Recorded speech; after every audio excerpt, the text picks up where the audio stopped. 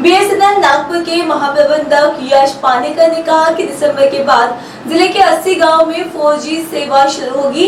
जिले के जिन 70 गांव में ग्राम पंचायतें नहीं है, उन गांव में भी बीएसएनएल की 4G सेवाएं दी जाएगी। 1 अक्टूबर 2000 को बीएसएनएल की स्थापना हुई थी। तब से लेके लगभग 22 वर्ष तक बीएसएनएल जो है वो लगातार कॉम्पिटिटिव एनवायरनमेंट में सर्वाइव कर रहा है, बल्कि अभी प्रगति की ओर अग्रसर है। 1 अक्टूबर 2022 जो आने वाला 2 दिन के बाद जो है उसमें बीएसएनएल फाउंडेशन डे बहुत बड़े पैमाने पर मनाया जाता है। इसमें हम विशेष करके नागपुर एरिया में काफ़ी सारे इनिशिएटिव्स लेते हैं। उसके बारे में मैं आपको थोड़ा सा संक्षिप्त में बताना चाहूँगा। तक भारत सरकार की ओर से बीएसएनएल को वित्तीय और दूसरे प्रकार की सुविधाएं जब तक प्रदान नहीं की जाएगी तब तक बीएसएनएल का आगे बढ़ना मुश्किल है। 3 महीना पहले 1,64,000 लाख करोड़ रुपए का एक रिवाइवल पैकेज बीएसएनएल को अलॉट किया गया। उसमें कई सारे मायने हैं, उसके बहुत डिटेल में मैं जानना नहीं चाहूँगा, लेकिन उसके अलावा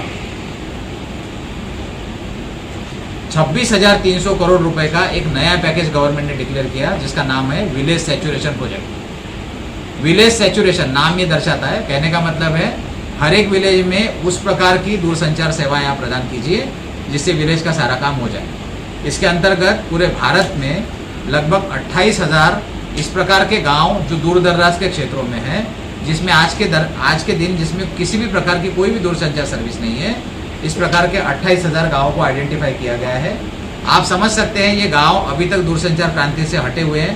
इसका मतलब ही ये है कि वहाँ पर वर्किंग कंडीशंस बहुत डिफिकल्ट है, वहाँ पर जाने के लिए रास्ते नहीं है, वहाँ पर बिजली का बड़ा प्रॉब्लम है, गाँव की लोकेशन ऐसी है।